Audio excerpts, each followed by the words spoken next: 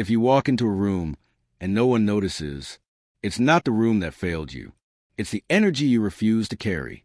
Confidence isn't given. It's built. And respect. Respect is a reward of building it right. By the end of this, you'll never enter a room the same way again. Let's talk about how to build unshakable confidence. So the world has no choice but to respect you. If you walk into a room expecting to be overlooked, you will be. Not because people are cruel, but because energy introduces you before you speak. The world mirrors your energy. Always. It's a law few ever talk about. Because it's invisible, but it's real. Confidence is not about being the loudest person in the room. It's about being the most aligned. When what you believe about yourself matches how you carry yourself, people respond instantly. Think about it. Have you ever seen someone walk into a room and suddenly the atmosphere shifts? No fanfare, no shouting, just presence. That's not luck.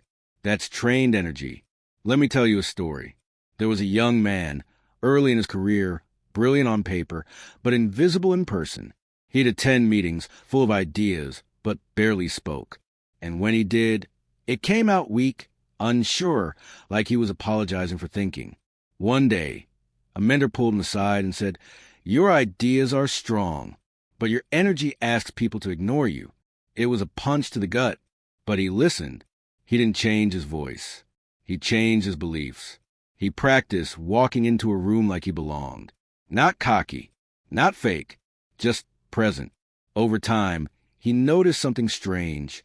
People leaned in more when he spoke. They remembered his name. They respected him because he finally respected himself. Here's the truth. You're always broadcasting with your posture, your tone, your eyes, your hesitation, or lack of it. And the world is always tuning in. If you broadcast self-doubt, people receive it. If you broadcast conviction, they receive that too. Now listen, this doesn't mean pretending. This isn't about acting confident while you're crumbling inside. It's about doing the inner work to show up whole. Because confidence isn't built in the moment you need it. It's built in the days before, when no one's watching. When you decide to carry yourself like someone worthy of respect, before the world gives you permission. Psychologists call it embodied cognition. When you move your body with strength, your brain catches up. Your physiology affects your psychology. So yes, standing tall actually makes you feel more powerful. Look in the mirror, not just to check your outfit. Look to see the message you're sending. Are you walking into life like a guest at someone else's table? Or are you bringing your own chair? People respond to what you bring into the room. So bring energy, bring clarity, bring a presence that says, "I know who I am. I don't need your permission to be it." And watch what happens next. They mirror it. They adjust to you because the world will always reflect what you insist on projecting. So make your energy undeniable. There's a voice inside you that questions everything you do. It tells you you're not ready. It whispers that you'll fail. It mocks your goals. It doubts your value. That voice is not your intuition. It's your inner critic.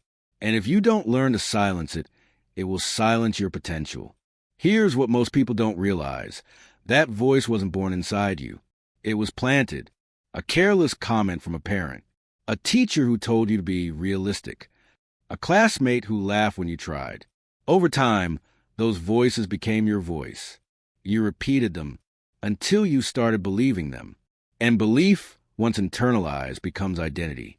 That's where the damage is done. Let me tell you about Elena. She was an artist, quiet, passionate, brilliant, but she never shared her work. Not online, not with friends. Why? Because once in high school, her teacher said, "You'll never make a living with that." 6 words. 6 words became a cage. So for 10 years, she kept her talent hidden. Not because it wasn't ready, but because she believed she wasn't ready. One day, her friend saw a sketchbook she left out. He stared at it and said, "You're wasting this. Why haven't I seen this before?" And she said something that froze him. "Because I already know what people will say." See? That's the inner critic's masterpiece. To stop you before the world even gets a chance. But here's the truth. The inner critic is just a recording. It has no intelligence, no insight. It can't predict the future. It only echoes the past. The goal isn't to argue with it. The goal is to expose it, catch in the act, and ask, whose voice is this really? Because once you realize it's not yours, it loses its grip. Psychologists call it cognitive distortion. You take one negative experience and let it define every future opportunity. But it's a lie. One failure doesn't make you a failure. One rejection doesn't make you worthless. It makes you human. Here's what you must do. Interrupt the pattern. Every time that voice speaks, respond out loud, "That's not my truth anymore." Because confidence isn't built in silence. It's built in confrontation. Start replacing that inner critic with an inner coach. Someone who doesn't lie to you, but who believes in your ability to rise, to improve, to try again. You are not what you failed at. You are not who doubted you. You are who decides to show up anyway. Because the most powerful transformation doesn't happen when the world sees you differently. It happens when you do. The critic will speak. Let it, but make sure your voice is louder. That's how you kill it. Not with anger, but with awareness, belief, and the decision to move forward anyway. Confidence isn't built on hype. It's built on history, your history. And if your history is full of broken promises to yourself, no amount of affirmations will save you. You see, you can stand in front of a mirror and scream, "I am powerful. I am unstoppable. I am confident."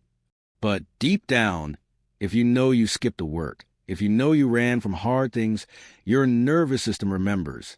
Confidence is not a chant. It's a receipt. It says, "I've done this before. I can do it again." Let me tell you about Darius. He wanted to be a speaker. He watched every TED Talk, read every book, hyped himself up before every opportunity.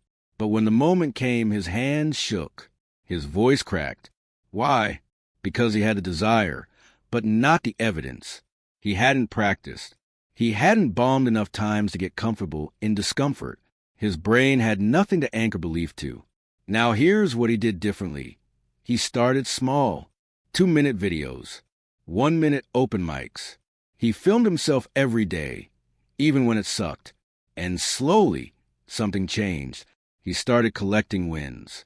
Not hype, not fantasies. Evidence. After 6 months, he didn't need a pep talk. His memory gave him the confidence. I've been here. I've done this. I've faced worse.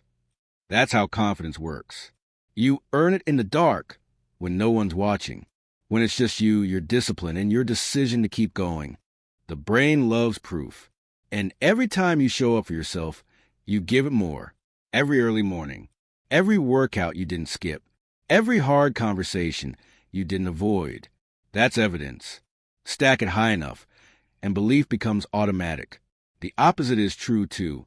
When you say you'll do something, and don't, you train your subconscious to doubt you. And doubt is the virus that kills confidence. That's why the fastest way to build belief isn't with loud declarations. It's with small promises kept. Psychologists call it self-efficacy. It's your brain's track record of your own reliability. It doesn't care about goals.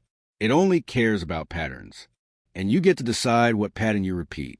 So if you want confidence, stop searching for hype. Start collecting proof. Do what you said you'd do. Not for applause, not for others, for the part of you that's watching, the part of you that remembers everything. Because one day, you'll need to walk into a room and own it. And when that day comes, your posture won't come from arrogance. It'll come from alignment. You'll know who you are, because you've earned the right to believe it. No hype required. You want the world to respect you. But let me ask you something deeper. Do you respect yourself? Because before you build a reputation out there, you build one in here, in your own mind. And your internal reputation is shaped by repetition. Not what you say, but what you do consistently, over and over again. Every morning you wake up and go to the gym when it's cold, you cast a vote. I'm disciplined. Every time you choose the hard conversation over silence, you cast another vote. I'm courageous. Every time you sit down to do the work, instead of scrolling your life away, one more vote. I'm reliable. You do that long enough, and the identity forms. And when identity forms, confidence becomes automatic. But here's where most people fail. They want the external rewards without the internal rituals.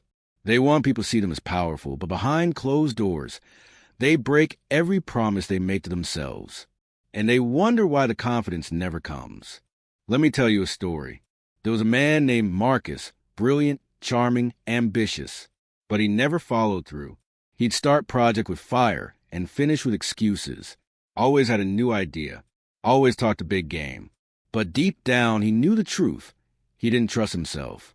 He had no internal reputation. One day he looked in the mirror and asked a question that changed everything. If I worked for me, would I be fired? He didn't like the answer. So he made a simple rule. One promise a day, no matter how small, and keep it. He didn't aim for perfection. He aimed for proof. Proof that he could be counted on by the person in the mirror. And slowly, something shifted. The inner dialogue changed from, can I really do this? To, I do hard things. And the world began to reflect what he repeated internally. You see, repetition builds identity, and identity determines behavior. You don't rise to the level of your goals. You fall to the level of your self-image. Repetition is how you train that image. Neuroscience backs it too. The brain wires itself around repeated behaviors. The more often you act in alignment with who you want to become, the more natural it feels to be that person. But don't confuse intensity with consistency. One big moment won't change your life, but 100 small ones, stacked, layer, repeated, that rewires you. So if you want confidence that's unshakable, don't chase hype. Don't beg for applause. Earn it in your private routines. Show up again and again, because what you repeat becomes what you believe, and what you believe becomes how you live. Repetition builds reputation. Internally first. And once you believe in you, the world follows your lead. Repetition builds reputation, but not just with others. First, it builds your reputation with you. And that's the one that matters most. See, people think confidence comes from praise, validation, applause. But the truth is, the loudest applause you'll ever hear is silence. The kind that shows up at 5 a.m. when it's just you and the decision to rise or roll over. You build your self-respect in those moments. And the currency you use? Repetition. Not talent. Not hype. Repetition. You show up once. Anyone can do that. Twice? Impressive. But show up every day, rain or shine. You start sending a message to yourself.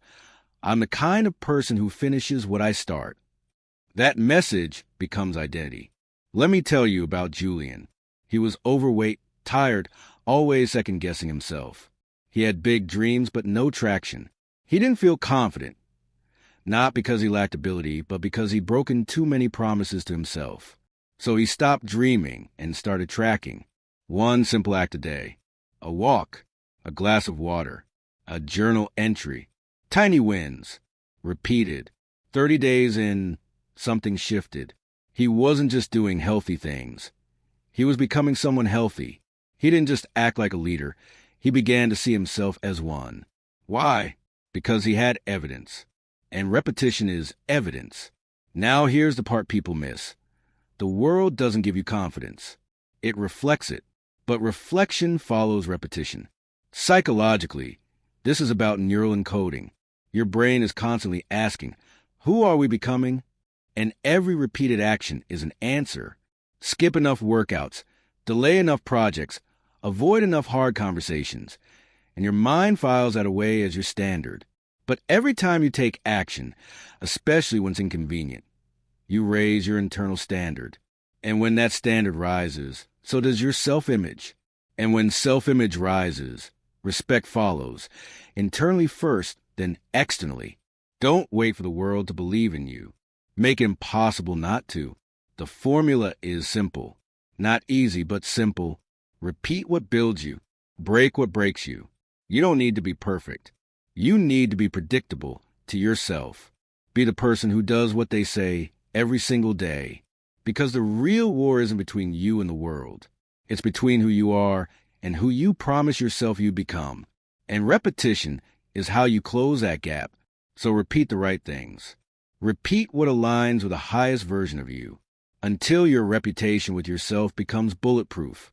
Because once you believe you're worthy, the world won't question it. It'll just follow your lead. People think respect is earned only through words.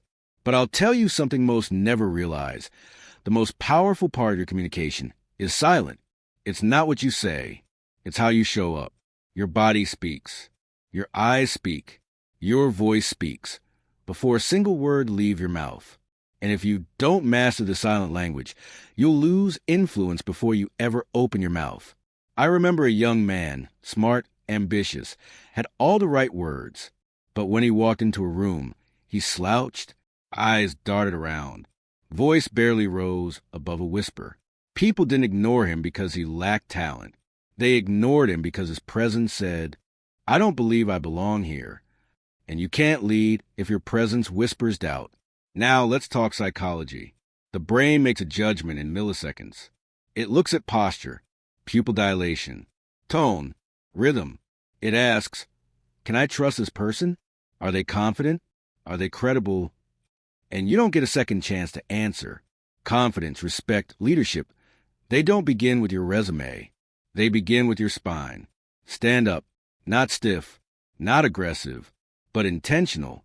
Your posture is your broadcast station. It sends a frequency, and people feel it. Next, your eyes. Look people in the eye, not like a threat, but like a leader, like someone who sees and is not afraid to be seen. Because when you avoid someone's gaze, you send a message. I'm hiding something, even if you aren't. Your voice? It's the drumbeat of your belief. You don't need to shout to be strong, but you do need to own your words. Speak with conviction. Pace yourself. Let silence work in your favor. A calm, certain voice carries more power than volume ever could. Think about history's great leaders. Dr. King, Mandela, Roosevelt. They didn't need to bark orders. Their voice alone commanded attention because they believed what they said, and belief is contagious. But here's the truth. You can't fake this for long. Your body always tells the truth. So if you want to command respect externally, you've got to cultivate certainty internally. That means you don't wait until the moment to act confident. You become confident before the moment arrives. Through preparation, through alignment, through truth. When your inner world and outer world match, when your body, eyes, and voice agree, you don't have to force respect. It finds you. So train the silent language. Film yourself speaking. Watch your posture in the mirror. Practice eye contact with people at the coffee shop. Lower your pitch. Slow your words. Speak not to impress, but to express certainty. Because when your presence speaks clearly, the world listens, even in silence. There comes a point in your life where you have to make a decision. Do I keep shrinking so others feel comfortable, or do I expand and risk making them uncomfortable? Too many people live in quiet prisons, not built of bars and stone, but of expectations, guilt, and fear judgment. They lower their voice. They dim their ideas. They hide their ambition, just to stay accepted by people who aren't going anywhere. Let me tell you something that might sting a little. Some people benefit from your smallness, because your growth reminds them of their stagnation. Your courage reminds them of their excuses. Your confidence exposes their insecurity. So they try to keep you where they feel safe. They'll say, don't get too ahead of yourself. You've changed. Why do you always have to be different? Translation? I'm afraid of losing the version of you that made me feel okay about playing small. But you can't grow into your purpose and stay trapped in someone else's comfort zone. It doesn't work that way. I once worked with a young woman, bright, fierce, gifted. But every time she started to shine, she'd sabotage it, pull back, disappear, apologize for being too much. Why? Because her friends would tease her every time she succeeded, call her intense, dramatic, fake. And for years, she chose acceptance over advancement.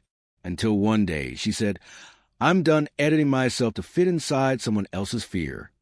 That's when her life changed.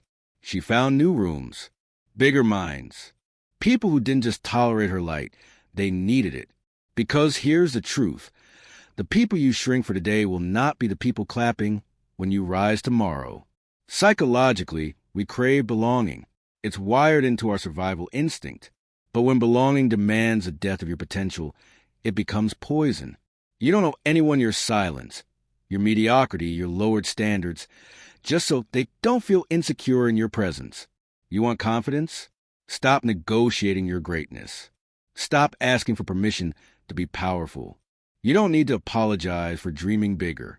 You don't need to justify your hunger, your vision, your voice.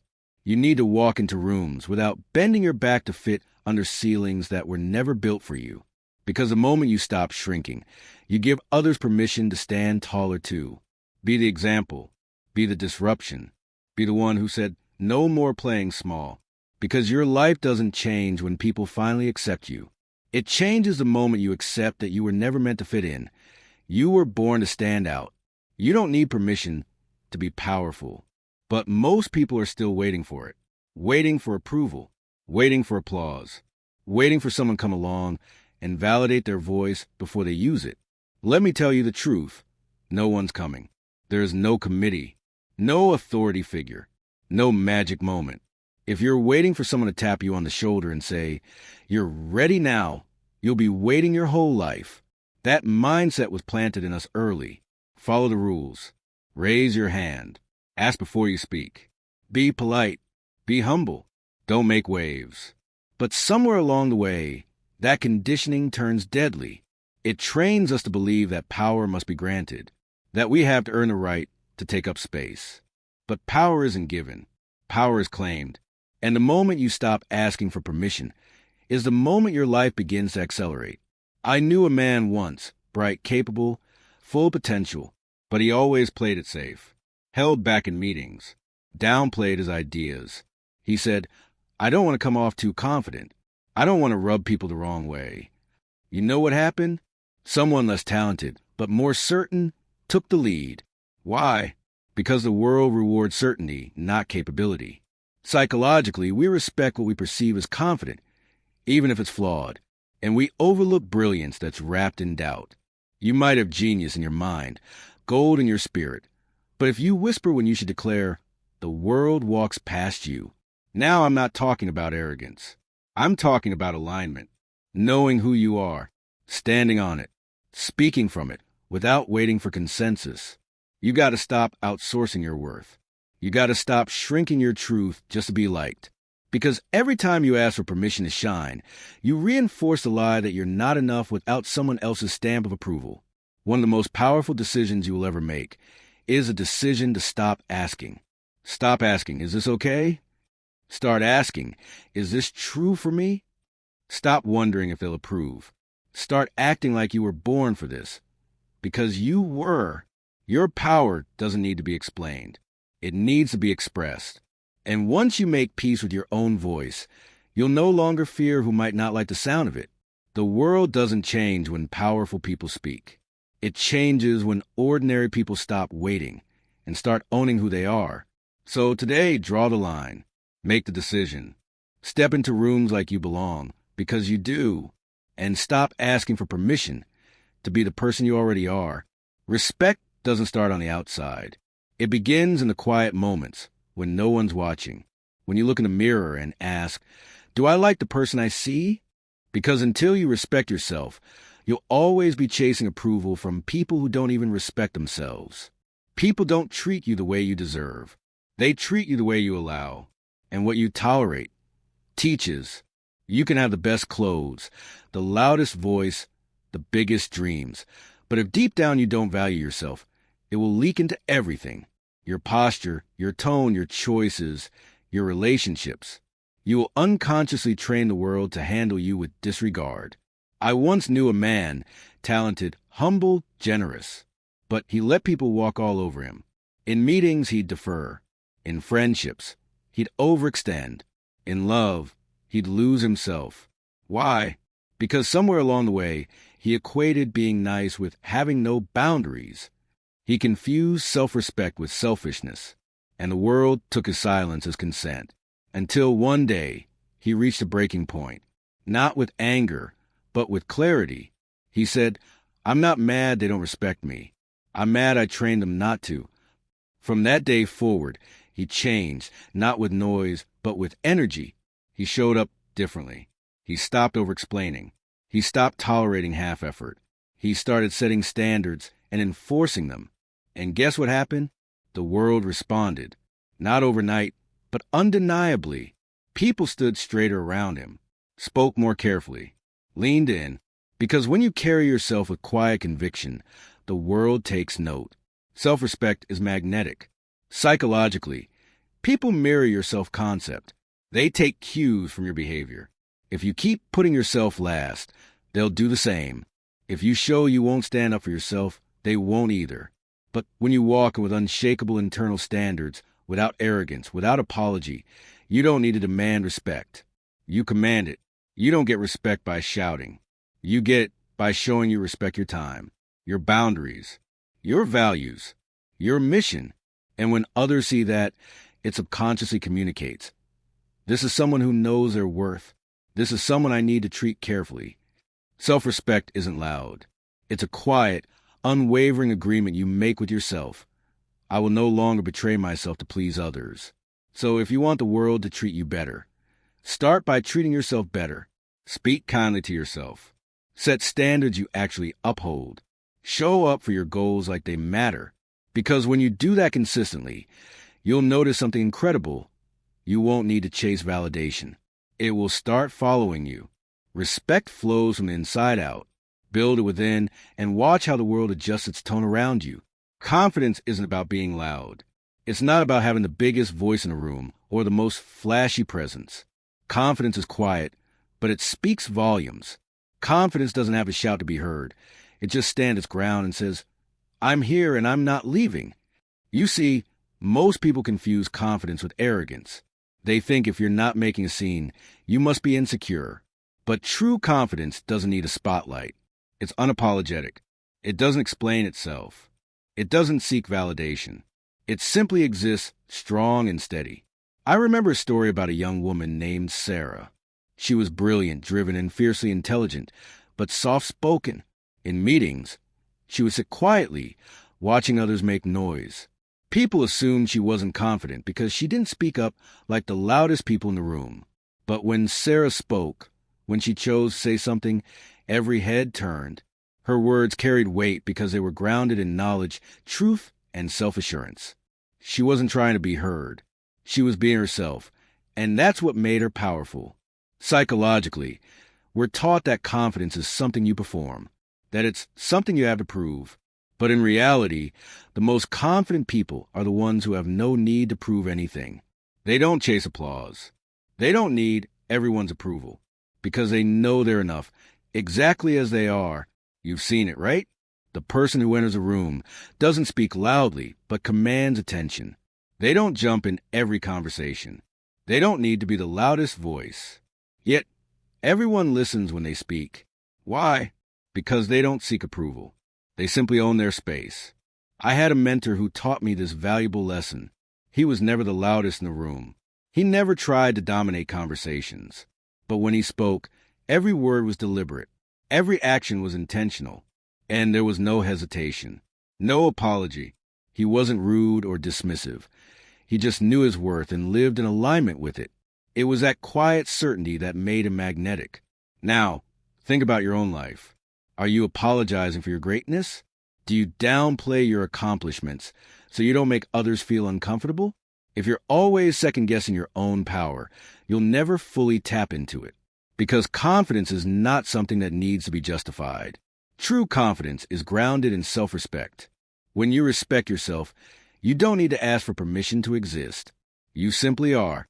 And that quiet strength, that unapologetic presence, is what changes a game. It makes people sit up and take notice. Not because you demanded it, but because you embody it. The world doesn't need your confidence to be loud. It needs it to be unshakable, unapologetic, and true. So stop trying to perform for others. Stop seeking permission to take your space. And instead, live with a confidence that simply says, I'm here, and I'm worthy of being here, just as I am. The price of power is paid in pain. It's the weight of your choices. It's the feeling of discomfort when you stretch beyond what you know. The truth is, there is no growth without growing pains. It's the constant tension between who you are and who you're becoming. And most people avoid it. They want the power without the pain. They want the success without the sacrifice. But that's not how it works. There's a reason why few people ever truly step into their power. It's because the process is grueling. It's painful to face your weaknesses, to confront your insecurities, to push yourself past your limits. It's painful to fail, to fall short, and to get up again. But it's this very pain that forges your strength. And without it, you'll stay stuck at the starting line, wondering why everyone else seems to be moving forward. I'll tell you a story about a man I know, someone who embodied this truth. He was in his 30s, successful in many ways, but still felt empty. He was stuck in his comfort zone. Every day felt predictable, safe, and easy, but inside he knew something was missing. He realized that the power he was seeking wasn't going to come from staying where he was. So he made a decision. He enrolled in a fitness challenge, something he'd never done before. At first, it felt brutal. His body wasn't used to the effort, the discipline, the sacrifice. He was sore. He was tired. He wanted to quit, but he kept pushing. And with each workout, he built more than just muscle. He built resilience. He built mental toughness. And as his body transformed, so did his mind. He became more confident, more disciplined, more aware of his own strength. That pain, it became the foundation of his power. Psychologically, this is how growth works. It's not about avoiding discomfort. It's about learning how to endure it, how to embrace it as part of the process. You have to be willing to lose comfort to gain power. You have to be willing to say, I'm okay with feeling uncomfortable right now, because I know that's what it takes to get to the next level. Think about it. What's the most powerful thing you've ever achieved? I bet it came with some kind of cost, some level of sacrifice, some moments of doubt. The most successful people aren't the ones who coasted through life without struggle. They're the ones who embraced the struggle, who fought through the discomfort, who paid the price. But here's the thing. Pain is temporary. Power is permanent. When you commit to the process of growth, when you choose the discomfort over the status quo, you unlock a version of yourself that can't be taken away. The world might try to break you, but it can never break the power you've built from within. So when you feel that pain of growth, remember this. It's not a sign to quit. It's the sign that you're on the right path. It's the price you pay for the power you've been seeking all along. If you want people to respect you, become the kind of person they can't ignore. Confidence isn't a costume. It's not bravado. It's not arrogance. It's alignment between who you are, what you believe, and how you show up. People may doubt your words. They may ignore your ideas. But when you walk in with fire in your eyes and proof in your posture, the world feels it. And when they feel it, they can't help but respect it. You don't have to raise your voice when your presence already commands a room.